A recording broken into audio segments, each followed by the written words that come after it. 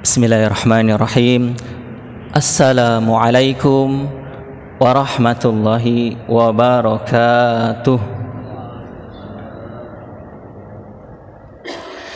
Innal hamdalillahi nahmaduhu wa nasta'inuhu wa nastaghfiruhu wa na'udzu billahi min syururi anfusina wa min sayyiati a'malina. Man yahdihillah fala mudhillalah wa man yudlil fala hadiyalah. Asyhadu an la ilaha illallah wahdahu la syarikalah wa ashhadu anna Muhammadan abduhu wa rasuluhu la nabiyya ba'dah.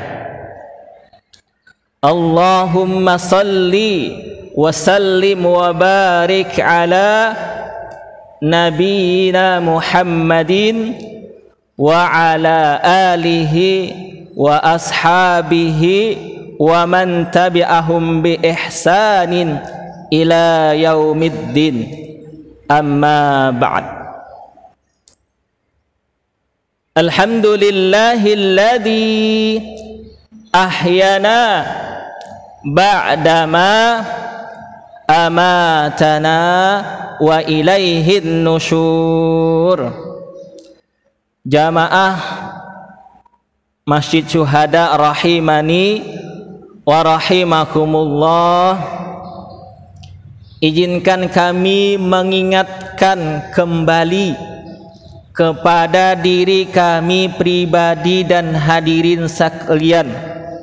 Mengingatkan apa? Mengingatkan untuk ingat agar selalu bersyukur kepada Allah Subhanahu wa ta'ala. Karena syukur itu diantara maknanya adalah ingat. Ingat kepada apa? Ingat kepada siapa yang memberikan nikmat, ya.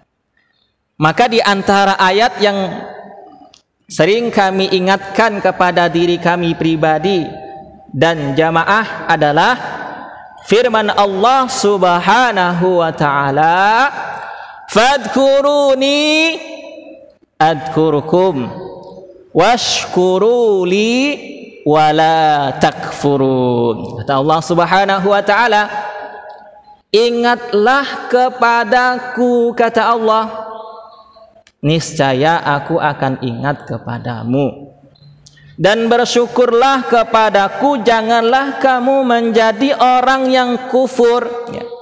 Jadi ingat kepada Allah Subhanahu wa ta'ala di dalam ayat ini dibarengi dengan perintah bersyukur kepada Allah Subhanahu wa ta'ala. Hadirin yang berbahagia rahimakumullah, ini sejalan dengan sabda Nabi sallallahu alaihi wasallam. Kata Nabi kita, ni'matani maghbunun fihima katsirum minan nas, ya. As-sihhatu wal faragu. Kata Nabi, ada dua nikmat yang manusia kebanyakan lalai dari nikmat ini, ya. Lupa dengan nikmat ini, bahwa itu dari Allah Subhanahu wa ta'ala. Apa dua nikmat tersebut? As-sihhatu wal faragu, nikmat sehat dan kesempatan untuk melakukan kebaikan dan ibadah. Jadi dua nikmat ini kadang-kadang dilalaikan oleh sebagian manusia, lupa bahwa sehat itu terbatas, bahwa nanti sehat itu akan hilang. Begitu juga waktu. waktu itu pun terbatas. Ada masa kecil, ya, ada masa remaja, ada masa dewasa, ada masa tua, dan nanti pada akhirnya akan finish waktu tersebut. Maka kata Rasulullah, terkadang manusia lalai dengan nikmat ini. Maka ada sebuah konsep, ini bukan hadis kata Ustadz kami di Mu'alimin dulu ya, tapi ada yang mengatakan ungkapan sahabat ya, yang menyatakan man kana yaumuhu khairan min amsihi fahuwa rabih. Ada sebuah ungkapan yang mengatakan barang siapa yang hari ini lebih baik dari kemarin, ya, maka ialah orang yang beruntung, ya. Ini sesuai dengan ya semboyan kabupaten kita ya. Olomanin asabuen si olondo ya. Atau ya slogan utamanya pasir buen kesong. Tapi semoga bukan pada pilkada tahun ini melawan kota kosong ya. Karena tidak keren pilkadanya kalau melawan kota kosong ya. Maka dalam ungkapan ini, di antara orang yang mampu mensyukuri nikmat waktu ini adalah orang yang mampu memanfaatkan waktunya. Setiap pergantian waktu dia isi dengan kebaikan-kebaikan, bahkan lebih baik daripada sebelumnya. Yang dikatakan dalam ungkapan ini, orang yang beruntung, yang disebut rabih, itu adalah orang yang mampu setiap waktu lebih baik daripada sebelumnya ya. Karena memang ini idealnya. Orang itu kan semakin punya ilmu, semakin bertambah pengetahuannya. Ketika pernah melakukan kesalahan, dia tidak akan mengulangi kesalahan itu ya. Ketika dia beribadah, semakin sering dia beribadah, berarti seharusnya ada peningkatan ibadahnya ya. Maka ini ya, dalam ungkapan ini menjadi orang yang akan beruntung. Wa man kana yaumuhu mithlu min amsihi fahuwa maghbunun. Tapi selanjutnya barang siapa yang hari ini sama dengan kemarin, lusa sama dengan hari ini, tahun ini sama dengan tahun kemarin ya, tahun yang akan datang pun sama dengan tahun yang ini, maka dalam ungkapan ini dikatakan maghbunun ya. Apa itu maghbunun? Ada yang mengartikan kalau dalam hadis tadi adalah lalai ya. Ada yang mengartikan rugi ya, dan seterusnya ya. Maka yang paling bagus yang pertama tadi. Tapi itu kan tidak mudah. Perlu ikhtiar yang serius. Perlu usaha yang sungguh-sungguh.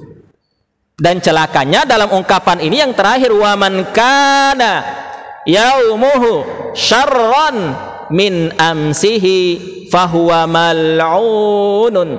Ya, dalam ungkapan ini dikatakan barang siapa yang hari ini lebih buruk dari kemarin ya, maka ialah orang yang celaka. Ini kita tentu akan menghindari hal yang semacam ini.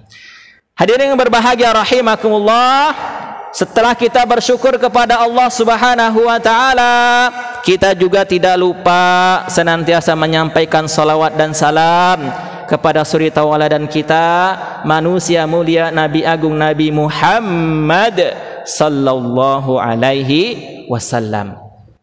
Di antara amalan beliau ya, yang senantiasa beliau amalkan di waktu subuh, bahkan ini menjadi salah satu amalan pada zikir pagi dan petang ya. Allahumma inni as'aluka ilman nafi'an wa rizqan thayyiban wa amalan mutaqabbalan. Nah, ini ya di antara amalan yang senantiasa Rasulullah sallallahu alaihi wasallam amalkan, dan kita dianjurkan untuk mengamalkan ini pula. Apa kandungan atau inti dari amalan ini? Permohonan kita kepada Allah Subhanahu wa taala yang pertama ya, Allahumma inni as'aluka ilman nafi'an agar mendapatkan ilmu yang bermanfaat, ya. Bermanfaatnya bagaimana? Pertama, ilmu yang bermanfaat itu sebagaimana firman Allah Subhanahu wa taala dalam surah Al-Mujadalah, yarfa'illahu alladhina amanu minkum walladhina utul ilma darajat, ya. Jadi ilmu yang bermanfaat itu di antara tanda yang pertama adalah dia ketika berilmu meningkat imannya kepada Allah Subhanahu wa taala, ya. Ini di antara tanda orang yang berilmu. Ketika dia semakin berilmu, semakin beriman kepada Allah, semakin yakin kepada Allah. Ini tanda ilmu yang bermanfaat, ya. Maka, ya, sebagaimana yang kita ketahui, ini ungkapan ulama juga, ya, bukan hadis, ya. Perkataan Imam Syafi'i rahimahullahu ta'ala, al-imanu yazidu wa yankus, ya. Iman itu kadang naik dan kadang turun. Yazidu bit-ta'ah, dia naik dengan ketaatan kepada Allah Subhanahu wa ta'ala, dengan ibadah kepada Allah, dengan belajar, menuntut ilmu dan sebagainya, berbuat baik, itu imannya akan meningkat. Wa yankus bil maksiyah, dan dia akan turun ketika berbuat maksiat. Ini perkataan Imam Syafi'i rahimahullahu ta'ala. Hadirin yang berbahagia rahimakumullah, sebagaimana yang diamanahkan kepada kami akan menyampaikan pembahasan terkait dengan keluarga, ya. Tapi kita tidak membahas tentang hukum menikah karena sebagian besar kita sudah melaksanakannya, ya. Hanya saja yang kedua belum mungkin, ya, kalau mau yang menyusul, ya. Maka yang akan kami sampaikan adalah perkara-perkara yang harus kita lakukan ketika kita sudah berumah tangga, ya, berkeluarga, ya. Dan kami akan mengambil dari kisah-kisah yang Allah jelaskan di dalam Al-Quran, ya. Subuh yang lalu atau kemarin kita sudah mendengar penjelasan dari Ustadz Hendria berkaitan dengan keluarga Ibrahim dan Ismail alaihissalam, ya. Maka kami pun melanjutkan pembahasan kami sebelumnya terkait dengan keluarga ini, ya. Akan tetapi kami ambil aspek dari kaitan dengan keluarga atau rumah tangganya, ya. Sebagaimana kita ketahui, ya, yang disinggung oleh Ustadz Henry subuh yang lalu atau subuh kemarin, ya, bahwa di antara kita ini menjadi korban kebaikan dari keluarga Nabi Ibrahim, ya. Apa bukti korban tersebut? Ya, di dalam sholat kita, di dalam sholat Ibrahimiyah kita menyebut nama mereka dan keluarga mereka, ya. Ini di antara keistimewaan keluarga ini, kemuliaan keluarga ini, kita sebut-sebut setiap hari, minimal kalau tahiyat awal dan tahiyat akhir, ya, selalu membaca tahiyat sampai dengan salawat kepada Nabi. Kalau salawatnya seperti yang ada di dalam himpunan putusan tarjih Muhammadiyah, minimal kita itu menyebut, ya, nama Nabi kita yang pertama sebanyak 45 kali. Subhanallah, ya. Menyebut nama Nabi kita sebanyak 45 kali. Menyebut keluarganya, ya, kurang lebih 20 sampai dengan 30 kali. Begitu juga keluarga Nabi Ibrahim, ya. Puluhan kali setiap hari kita menyebutnya. Subhanallah. Padahal kita tidak kenal, tidak pernah bertemu, bukan keluarga kita secara langsung, ya. Tapi kita menyebut nama mereka dan keluarga mereka di dalam tahiyat kita. Subhanallah. Di balik kemuliaan itu ternyata kalau kita lihat sejarah di dalam Al-Quran maupun hadis, ternyata keluarga ini bukan tanpa masalah, keluarga ini bukan tanpa rintangan, ya. Kalau kita melihat keluarganya Nabi Ibrahim itu menikah dengan sepupunya yang bernama Sarah, ya. Sekian puluh tahun, ada yang mengatakan 20 tahun lebih. Umur beliau ada yang mengatakan 80 sampai dengan 90 tahun, belum dikaruniai keturunan, ya. Sehingga apa? Sehingga ya Sarah menyarankan kepada Nabi Ibrahim alaihi salam untuk menikahi Hajar ya. Dan setelah menikah dengan Hajar inilah lahirlah anak yang bernama Ismail alaihi salam. Sekian puluh tahun. Nah, kita kan kalau menikah 1 tahun 2 tahun insya Allah sudah punya momongan ya. Bahkan ada ya istilah teman-teman sekarang itu yang lebih gacor lagi ya, sebelum nikah sudah isi perutnya. Ini luar biasa ya. Tapi Nabi Ibrahim sekian puluh tahun mendambakan keturunan untuk melanjutkan dakwahnya, tidak diberikan oleh Allah Subhanahu wa taala. Ini ujian kepada keluarga Nabi Ibrahim alaihi salam yang kita tidak merasakannya ya. Kita tidak mengalaminya, subhanallah. Kemudian ada nabi yang lain yang luar biasa juga, Nabi Zakaria. Sampai rambutnya putih beruban, belum juga dikarunia anak. Sehingga dalam firman Allah Subhanahu wa taala, qala rabbi inni wahanal azmu minni washta'ala ar-ra'su syaiban walam akum bidu'aika rabbi saqiya. Kata Nabi Zakaria, ya Tuhanku, sungguh tulangku telah lemah dan kepalaku telah dipenuhi uban, warnanya sudah putih. Aku belum pernah kecewa dalam berdoa kepadamu ya Tuhanku untuk mendapatkan keturunan.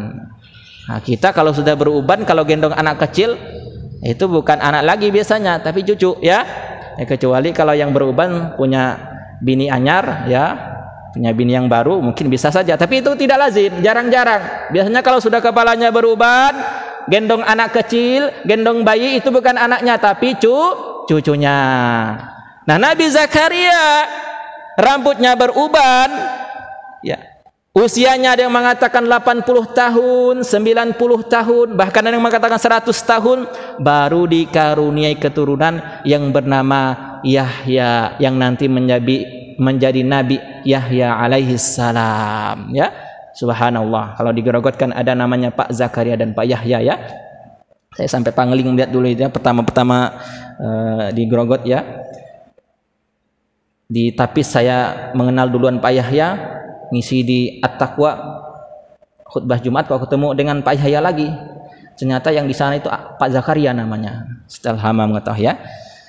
Jadi Zakaria dan Yahya ini ya, ayah dan anak yang didambakan oleh Nabi Zakaria sekian puluh tahun, ujian kepada keluarga Nabi Zakaria ya. Kemudian kita juga melihat ujian dari Nabi yang nanti melahirkan keturunan kepada Nabi kita Nabi Muhammad sallallahu alaihi wasallam. Siapakah Nabi itu? Nabi Ismail alaihi salam. Kalau di sana ada Ustadz Ismail ya, guru kami. Hadirin yang berbahagia rahimakumullah, ternyata keluarganya Ismail alaihi salam ini bukan tanpa ujian. Ya, ujiannya tidak kalah dengan ayahnya, tidak kalah dengan Nabi Ibrahim alaihi salam ya. Nabi Ismail itu ada yang mengatakan menikah sebanyak 3 kali, ada yang mengatakan menikah sebanyak dua kali ya. Jadi ceritanya setelah ya, Nabi Ismail dewasa, ia menikah ya, dan tinggal di sekitar sumur Zam-Zam. Beberapa waktu kemudian ibundanya Hajar meninggal dunia. Maka Nabi Ismail alaihi salam menikah dengan ya, seorang perempuan dari Bani Amalik ya. Jadi pertama ya, istrinya Nabi Ismail alaihi salam itu keturunan dari Bani Amalik ya. Kemarin dijelaskan oleh Ustaz Hendri, istri Nabi Ismail itu adalah dari Bani Jurhum ya.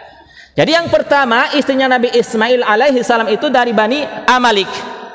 Akan tetapi ternyata pernikahannya dengan istri yang pertama ini tidak bisa bertahan lama ya. Kenapa demikian?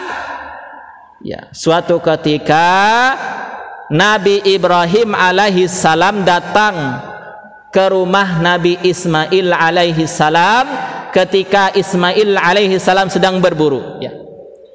Kemudian Nabi Ibrahim, ya, bertemu dengan istrinya Nabi Ismail alaihi salam, lalu bertanya, ya, kepada, ya, istri dari Nabi Ismail alaihi salam yang berada di rumah. Setelah mengucapkan salam, bertanya, bagaimana kondisi kehidupan kalian dalam berumah tangga? Apa kata istri Nabi Ismail alaihissalam? Nahnu bisyarrin, nahnu fi dikin wa syiddatin. Wahai fulan, wahai orang tua, kami mengalami banyak keburukan hidup. Hidup kami sempit, penuh dengan penderitaan yang berat.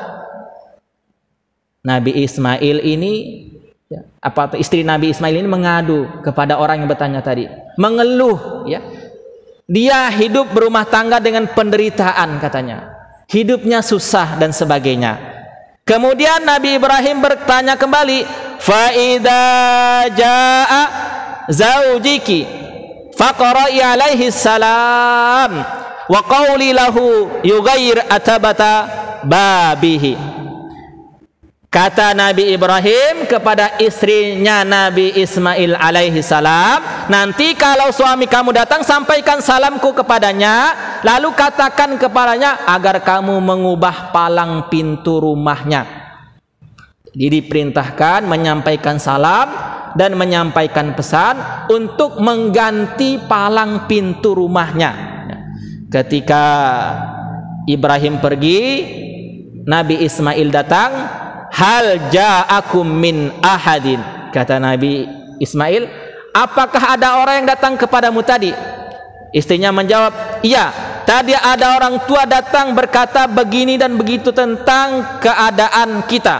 Dia menanyakan kamu, lalu aku terangkan kepadanya tentang kamu, dan dia bertanya tentang kehidupan kita. Aku sampaikan tentang kehidupan kita, bahwa kita ini hidup dalam kepayahan dan penderitaan. Maka Ismail bertanya, fahal asaki bisyai'in, apakah dia memberikan pesan kepadamu yang lain?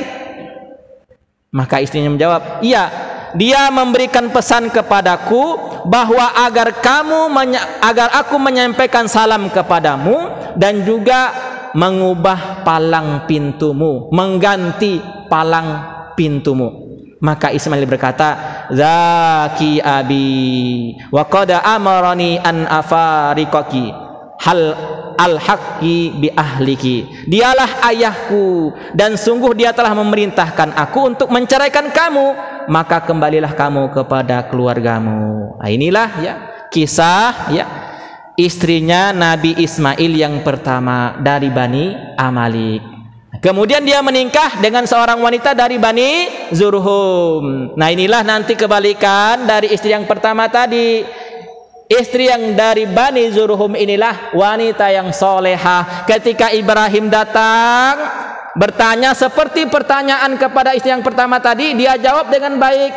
Kami hidup dengan bahagia, kami hidup dengan senang. Ditanya apa yang kalian makan? Kami makan daging, kami minum dengan air yang sehat, dan seterusnya. Maka Ibrahim menyampaikan pesan kepada istri yang kedua ini, ya, istri Ismail yang kedua ini, sampaikan salamku nanti kepada Ismail dan sampaikan pesanku kepadanya agar mempertahankan palang pintunya. Ya, ini, ya, secara singkat kisah keluarga dari anaknya Nabi Ibrahim alaihi salam, yang nanti jalur dari Nabi Ismail alaihi salam inilah yang melahirkan keturunan sampai kepada Nabi kita Nabi Muhammad sallallahu alaihi wasallam. Ternyata keluarga orang soleh itu bukan tanpa masalah, bukan tanpa ujian. Ada ujiannya, bahkan bisa jadi lebih berat daripada ujian kita, tapi mereka mampu melewati ujian itu sehingga mereka dicatat sebagai keluarga yang mulia, sebagai orang-orang yang mulia. Karena apa?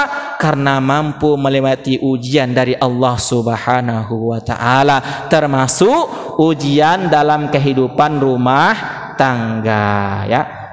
Terakhir, apa faedah dari kisah yang kami sampaikan tadi? Ya. Pertama, pelajaran atau faidahnya adalah ternyata banyak berkeluh kesah kepada orang lain itu tidak menjadi solusi atas masalah kita, dan itu termasuk perbuatan yang tercela. Maka sehingga kita diperintahkan untuk menghindari terlalu banyak berkeluh kesah kepada manusia. Kemana kita berkeluh kesah? Kepada Allah Subhanahu wa Ta'ala, ya.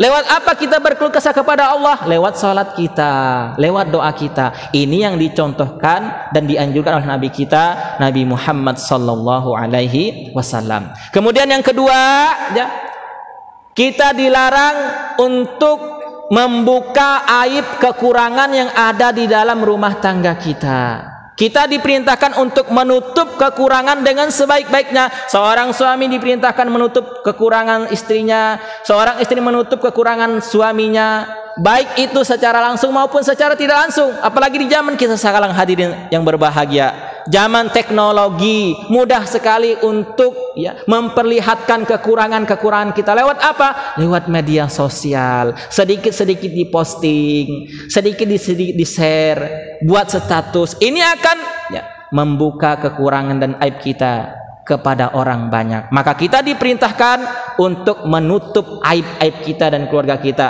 Inilah fungsi hunna libasul lakum wa antum libasul lahun. Kita ini pakaian bagi pasangan kita, dan pasangan kita pun menjadi pakaian bagi kita. Pakaian itu fungsinya adalah untuk menutupi kekurangan yang ada pada badan kita, menutupi aib kita. Maka di antara faedah yang selanjutnya adalah kita diperintahkan untuk menutupi kekurangan, aib dan sebagainya yang ada di dalam rumah tangga dan keluarga kita. Ini mungkin yang kami sampaikan pada kesempatan ini berkaitan dengan keluarganya Nabi Ibrahim dan Ismail alaihim salam. Semoga kita menjadi pribadi-pribadi yang mampu mengambil pelajaran dari orang-orang soleh terdahulu, wabil khusus orang-orang soleh yang Allah ceritakan di dalam Al-Quran. Kita ini kan beribadah setiap tahun, salah satu ibadah di bulan Zulhijjah itu kan erat kaitannya dengan keluarganya Nabi Ibrahim. Tapi apakah setiap tahun kita melakukan ritual ibadah tersebut, mendengarkan cerita dan kisah tentang keluarga tersebut tanpa mengambil pelajaran-pelajaran dari keluarga tersebut, sehingga kita mendapatkan kebaikan dan kemuliaan sebagaimana keluarga tersebut mendapatkan kebaikan dan kemuliaan di dunia dan akhirat. Semoga yang sedikit ini menjadi kebaikan bagi kami pribadi dan hadirin sekalian.